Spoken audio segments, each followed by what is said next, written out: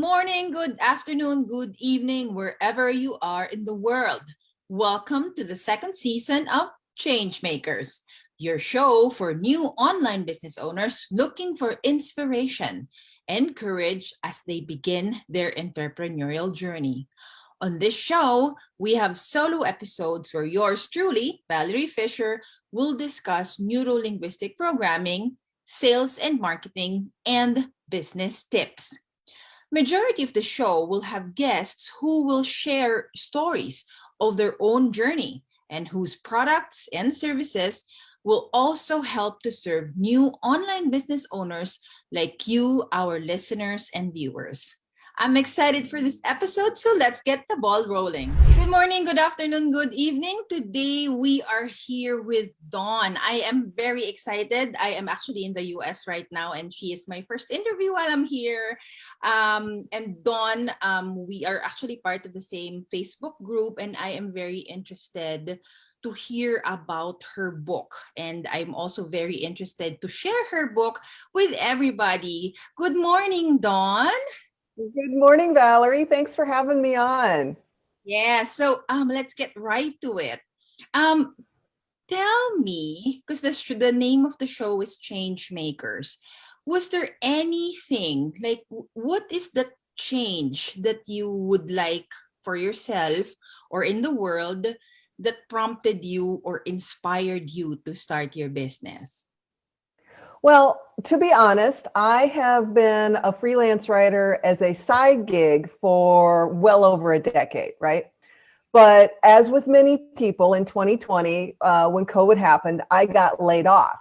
And all of a sudden, I had this realization that, well, I can't just depend on one thing to make money. I need to have more than that, because you just never know what happens, right? This is not the first time I've lost a job. And just that realization of, oh my gosh, I never realized how dependent I was on that single stream of income. And it scared me because my husband lost his job at the same time. So Wow. as a parent, of course, I go to worst case scenario. Oh my gosh, we're going to lose the house and we can't feed our kids. Which never happened. But just in your brain, that's where you go for many people. And so I realized, you know what, even if at some point I go back to work and get a corporate job again, because I do really enjoy people and being in a workplace, I still want to make sure that I have another stream of income. And I've been a freelance writer for years, so I thought, I'll write a book. Because the other thing I saw happening that I really wanted to address was the number of people that were doing what I did, just jumped online thinking they could make a business. But then after 30 days or 60 days, they think it should. It doesn't, they aren't, suddenly making seven figures like they think they should. And it's a shame because there are so many people that have great ideas for business. And if they stick with it, they can make it. They can make a go of it, at least as a side gig, if not as a full-time. So that just really bothered me that I saw so many people doing that. So that's how I came up with the topic for my book, which is Success Guaranteed, 9 Lies Online Entrepreneurs Need to Know. So I took kind of pulsed people on Facebook and different places, new entrepreneurs. What have you struggled with? What have you heard? What is causing you the most difficulty? And came up with this list of 9 things that were commonly talked about that people said, it's really frustrating because I feel like I should be able to whatever, right? Mm-hmm. And so I took those and then I interviewed 20 plus entrepreneurs. So people who are living it, who are doing it. And they vary everywhere from been in business for 35 years and have a brick and mortar in addition to online business, mm-hmm. to been in business for just about a year. So brand new people who really understand the trenches and how hard it is and how frustrating it is, and got all of them to share some wisdom about all these different 9 lies and myths. And I'm so excited about this book because I really think it turned out very well. and it's got a lot of hard information that you can just follow and take it right to your business and apply it right away, as well as being just kind of fun to read. You know, there's some humor in there, and there's stories from different people's lives and things like that. So that's kind of a long way around, but just, I saw a need. I saw people giving up, and that bothered me. I don't like to see people giving up just because they're frustrated and they don't think they can do it. When I know darn good and well, if I can do it, they can do it. Yes, I so resonate with, resonate with what you said about, you see the need for people to do something. Like, for example, for me, since I serve new online entrepreneurs, my insight was, there's a lot of gurus and social media managers, Facebook ad specialists that at least I can't say for sure in the US, but they charge a lot of money because they are the specialists right now. And these new online entrepreneurs, they kind of feel, helpless. So because, they can't transition online. So they pay really big amount, as much as what they actually earn sometimes in their businesses. So like you, it bothered me. It bothered me. And that is what I want to share with people now. Like, you can do it. If I was able to transition my business online, you can do it too. And that's why I resonate with it, because I think that really good business models or business concepts are actually based on real insights. So I'm very excited because your 9 things are like, I'm sure it exists. It's there somewhere, and many more people can relate with it. Yeah, exactly. Well, and the thing that I found, so when I started writing this book, I was actually kind of angry, I'll be honest, because I had seen a marketing technique really take off for a lot of people. And this marketing technique is, you go on Facebook or Instagram or wherever you are for your social media, and you say something like, I just booked a client for $3,000. Does anybody want to know my system? And when you see that kind of marketing over and over and over and over again, not understanding that that might be that person's first client. You don't know. They've just learned a technique, and it makes it look like everyone has figured it out except me. Why can't I figure it out? Why am I not booking clients? What's wrong with me? And you get that mindset, and pretty soon you just kind of give up, because again, you see it over and over and over again, but it's just a marketing technique. It doesn't mean that that person has a full slate of clients and is making tons of money, because let's be honest, if they had a full slate of clients, they wouldn't be marketing on Facebook. Not like that. They wouldn't need to, because they'd be getting referrals and renewals. So, but people don't understand that. Especially, need to tell them that, kind of sit back and go, oh, okay, all right, that's just a marketing technique. I can move on. I can ignore that. I don't need to take that into myself and think that something's wrong with me. So yeah, that's why I started. But yeah, exactly, and there's so many, and some of the lies, like, it's going to be fast, it's going to be easy, you're going to make tons of money, things like that. People don't understand where that came from. Now, I've been in business online as a freelance writer for a really long time. I was there when the internet was new. So I know where that came from, because I was there when the saying was, it is easier to build an online business than a brick and mortar business. It is faster to do an online business than a brick and mortar business. And that remains true. It usually takes 3 to 5 years for a brick and mortar business to be making money consistently and be profitable, that kind of thing. Online, much faster. Usually it's about a year. But that somehow has morphed into this idea that if you have an idea for a business or a product, if you go online, in 30 days, you're going to have hundreds of clients. And in 90 days, you're going to be sitting on a beach, sipping a beverage, and the money's just rolling in. And it doesn't happen that way, very rarely. There are a few. They're called unicorns, and they're called unicorns for a reason, because it doesn't happen very often. But there's still, again, there's that marketing that says, hey, do my thing, and you're going to leap forward in your business. And you buy the product or the service and you try it and it doesn't work for you. And like you said, then you've just spent a bunch of money. It doesn't work for you. Now you're frustrated.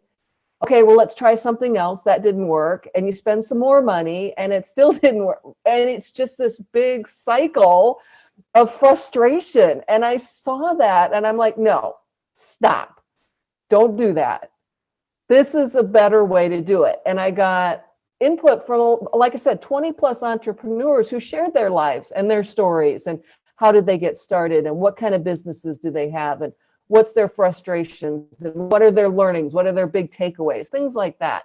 So I really feel like this book is something that is so needed for new entrepreneurs to read and kind of get some insight and some understanding so that then they can create a plan and have realistic expectations. And understand that, okay, I really want to be a coach because I had this thing happen in my life and I overcame it and I want to share that with others, but it's going to take me about a year and I need to have a financial plan for that. And I need to have a marketing strategy for that. And I need to understand how to stay authentic to who I am and not try and pretend to be something I'm not just to get clients because somebody told me that's what I'm supposed to do. Yes. I so right? that. Yes. You know, like what I said is I resonate. I had to actually stop for a while, you know, buying courses and attending because it's all in my head and you say, you know, one coach says this, one guru says that, and it's all in your head. So I had to say, you know what? Stop. I want to know what I feel. I want to really think about what I can do, what is unique to me, and because sometimes their words get to you. Exactly. Yes, exactly. Well, and that was actually one of the things that I talk about in the book is I actually walk through a process to pick a coach for yourself, to understand, well, how do you pick the right product? Because I've done it too. I've bought things and said, okay, this is it. This is great. I'm going to be making tons of money if I follow this process. And I have to tell you, none of them worked for me. None of them. But when I did that, I you know, there are people out there who are really good at selling and they get you so excited about what it is that they're doing and what it is they're selling. And you think, yeah, that's going to be great. But when you stop for a moment and say, okay, that person is an extrovert. They love people. So that mindset is going to be a part of whatever this program is. If I'm an introvert, that program's probably not going to work for me because I'm not going to be feeling comfortable doing the things that they're going to tell me to do. And people are going to see that, they're going to feel that, and they're not going to trust me and they're not going to buy from me, and it's not going to work. But if you don't stop for a moment and think about buying, you're going to get sucked in. You know, yeah, this is going to be great. And then it's not going to work. And again, you're going to think it's you and what's wrong with me, when in fact, it just wasn't the right process for you. Now, I hired a coach who was absolutely phenomenal, but I went through the steps that I talk about in the book. You know, talk to them in person, get some references, interact with them, make sure their personality resonates with you, things like that. So you do the legwork ahead of time, and then you're more likely to find someone that resonates with you. And she's fantastic. She taught me things I didn't even know to ask about, and she taught me. Those kind of aha moments. That's what you're looking for as a new entrepreneur.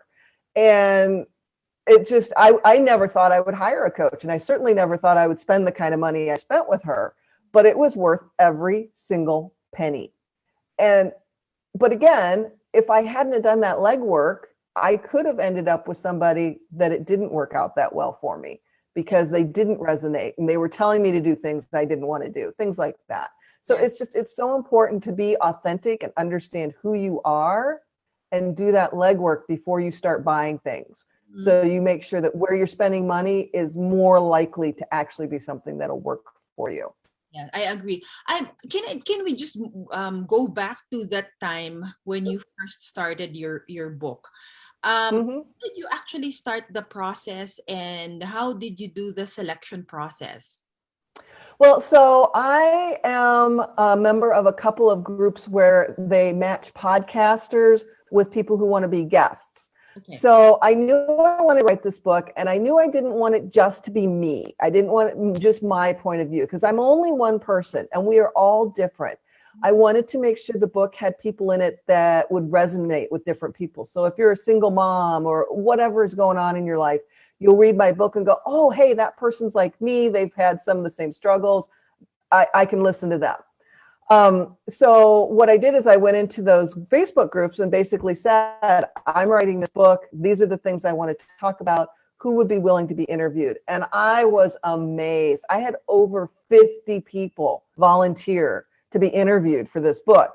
Now, that was way too many people. I can't do that much and make sure I get everything in the book. I mean, I didn't want the book to be 600 pages long, right?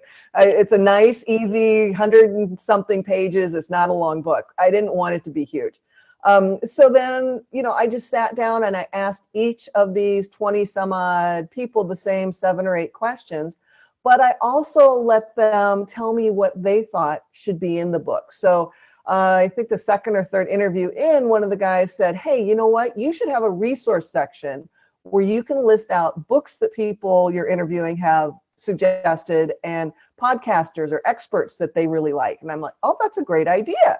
So I did that, right? And one of the other people said, well, you should list out all of the people that you're interviewing and their contact information so that people that are reading the book, if they want to follow up with them, they have. That's a great idea. Let's do that, right? So I really tried to listen to people as I was going through the writing process about what did they think should be included in the book. And of course, to figure out the 9 lies, like I said, I went out to Facebook and all these entrepreneur groups that I'm in, which at the time was like 60 groups. It was way too many. But I asked I asked the question. So I got feedback.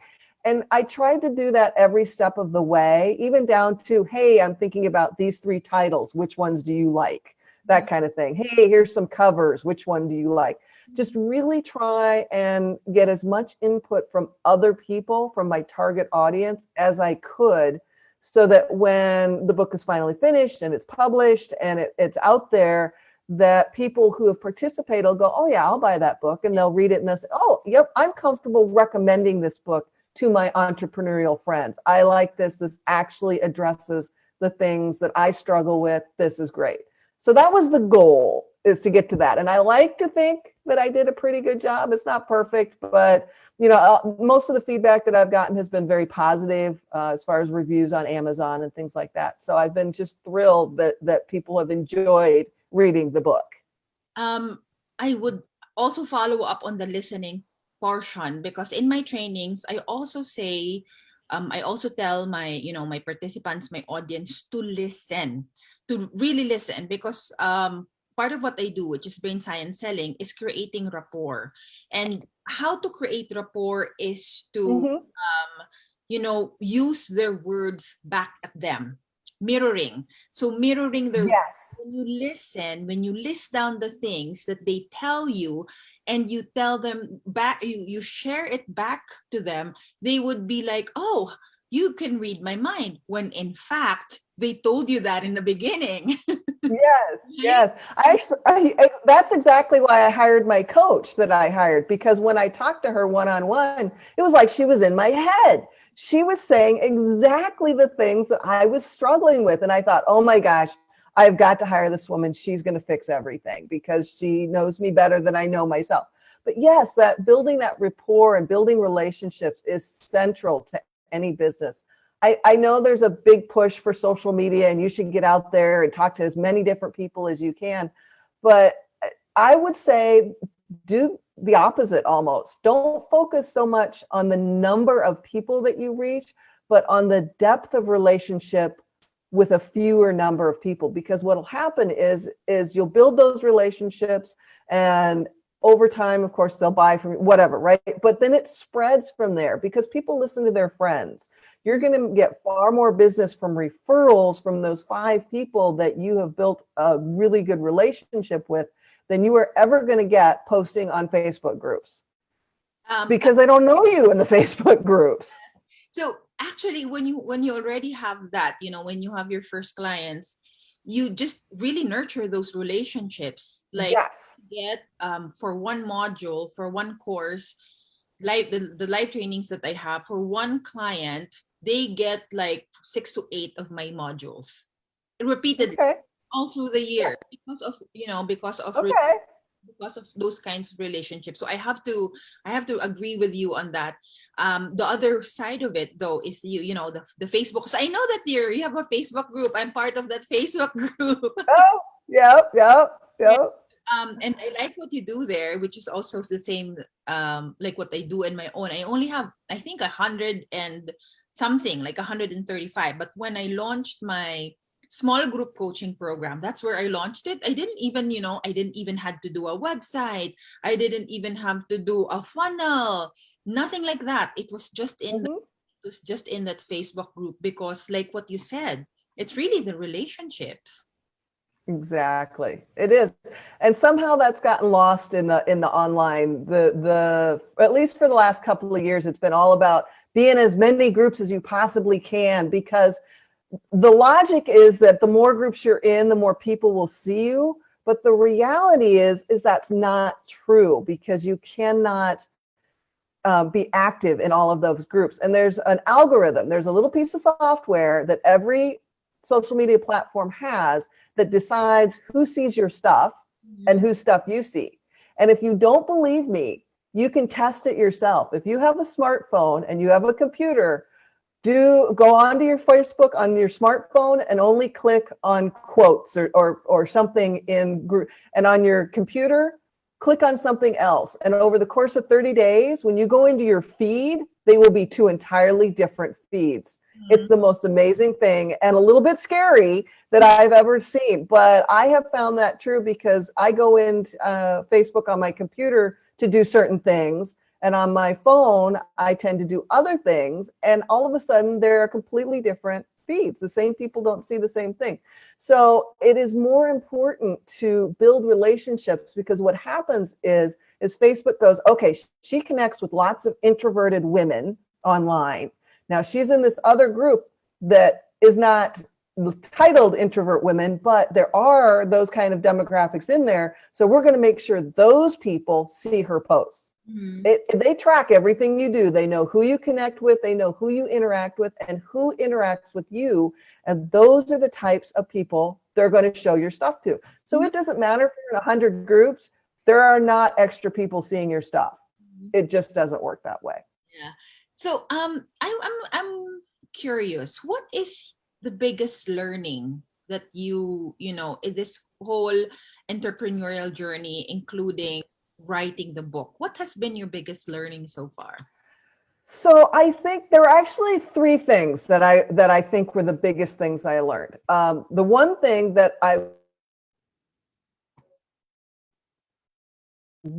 everyone I talked to said it took about a year before they started making consistent amounts of income. There were good months and bad months, but it took about a year before they could predict month over month, yep, I'm going to make a certain amount of money. I was surprised at that. I thought there'd be a huge variance, because there was such, I had people that were products and people that had services and people in e-commerce and people that were coaches, right? It was all across the board. So I thought there would be some differences there, but there wasn't. So that was pretty amazing to me to find out. The other thing that came out loud and clear from everyone was the importance of authenticity, being who you are, not pretending to be something you're not. And I think that is especially important when you're in a service-based business, because if you're pretending to be all professional and corporate and whatever online on your website, and then in your Facebook group, you're just your regular, happy, relaxed self, people are going to see, wait a minute, no. And then which one is the real you? And you're not going to get people, because they're not going to trust that you are authentic, that you're being honest. So that's really important. And then the third thing is consistency. Yes. There are so many processes that take time to build momentum, and you need to do them consistently, even though you might not be seeing results right away. In the long term, you will see results. Like marketing is a perfect example. If you miss your marketing, whatever you're doing, for a day, it's not a big deal. You miss for a week, maybe more so. You stop for a month, and you're going to see a huge difference in trying to regain that momentum. So there are things that just need to be consistently done on a regular basis in order to gain momentum and to get traction and to build your business. That's really good. I agree with I'm surprised at the number, at number one. The second and the third, I really have to agree, because authenticity is such a big part also of personal branding. I say that personal branding is actually monetizing authenticity. that's Yeah. That's how I see it, because people will not resonate with your personal brand if they don't feel that you are authentic. Sometimes people will say, no, it won't, it won't come across. It's just digital. They really won't see, but it does. It really does. It does. They see that. So thank you for those, the learnings. On the flip side, what has been what I would say the best advice? So that's your, that's your advice. But what has been the best advice given to you in general, not necessarily just for business, that you take with you as you transition, as you have this new book, as you build relationships with people? Do you remember like one thing that somebody told you? Well, I do, and it's actually a quote, and I can't remember who actually said it, but there's a quote that says, the elevator to success is out of order. You have to take the stairs one step at a time. And I just love that quote, because it reminds me all the time, because you see these other people that seem to be doing so fantastically well. And I have to remind myself, no, one step at a time. They didn't open their business that way. You don't know where they are in their journey. They could have been in business for 3 years or 5 years or 15 years. You don't know. So you can't compare yourself to other people and where they are. Just pay attention to your own business and take it one step at a time. Even if it's just a little bitty tiny step forward every day, that's still progress, and you will get there eventually. Yes, I love that. It's, how do you achieve the impossible? By taking one possible step at a time. Exactly. It's like that. So, okay. So about your book, I'm so excited. Where can we find it? How do we get it? How do we find it? I feel like it's easy for me because I'm in the US now. So I have access to it. I have audience viewers who are from, because of the demographics, Philippines. I also have people by the overseas Filipino workers, because a lot of people, 5 million Filipinos, actually lost their jobs. Oh my. During the pandemic happened, when the pandemic happened, and a lot of these people will resonate with you because they also were doing, so now they're also, lots of people who are now baking, who are doing handmade goods, who are now selling real estate, selling insurance, because they lost that, that regular in the corporate world. So I have a lot of that. That's why my niche is really new online entrepreneurs, because of that. Sure. Really, need. How do we get that? How do we get that into the hands of people? It's on Amazon. It's pretty simple. Right now, it's the electronic version is the only one that's currently available on Amazon. It will be coming out in paperback. I'm actually working through that process. It takes a little bit longer to get the paperback version available. But if they go to Amazon and they, for whatever reason, can't get it, can't buy it, if they just contact me either on Facebook or wherever, I am more than happy to, give them a PDF copy. It's not as pretty, it's not as perfect, but I really think it's important to get this information out there. But again, it's on Amazon, and hopefully, as far as I know, everybody can buy it worldwide. Yes. Tell us again the title of the book, and also, all of your social media pages where they can find you, if you have LinkedIn, etc. Sure. So the title of the book is Success Guaranteed: 9 Lies Online Entrepreneurs Need to Know. And the best place to find me really is Facebook. My profile is, I think it's DM Consulting, but if you look me up, Dawn Marcotte, you should be able to find me, or my Facebook group. I'm in there every single day, which is Women Coaches and Consultants Growing Our Business. And I am also on LinkedIn, again, just my name, Dawn Marcotte, and you can connect with me there. I accept all connections on LinkedIn. I don't care who you are, what you do. I will accept a connection from you. So that's a great way to hook up with me. Again, if you have trouble getting the book, just let me know and I can see what I can do for you. Yes. Thank you. Oh, so everybody who is watching, new online entrepreneurs, this is so perfect, because like what Dawn said, there's so many information out there that you have to also filter. Not everything will be for you. You have to also, accept that and have your own recipe, have your own, dance to your own beat. I'm excited to know what those lies are. Those 9 lies that online entrepreneurs like me, like our viewers and listeners, are being told. So everybody get her book. So it's on Amazon. The nine lies online entrepreneurs. I'm sorry, again, one more time. All right. Success Guaranteed: 9 Lies Online Entrepreneurs Need to Know. Need to know there. So we need to know those, guys. We need to know those lies. I'm very excited. So again, thank you very much, Dawn. This has been such a great interview, and I am sure that the viewers and listeners of ChangeMakers will benefit so much from this conversation, as well as in the book. When they buy it, make sure to buy it, guys. We will benefit from it. You have to protect yourself. I know we put ourselves out there, we sell, but we also have to think about protecting ourselves. And these lies it's important to know these lies. Okay? Very important. Yes, it is. Thanks, Valerie. I appreciate it. Thank you very much, Dawn. Have a good day. Thank you. Bye.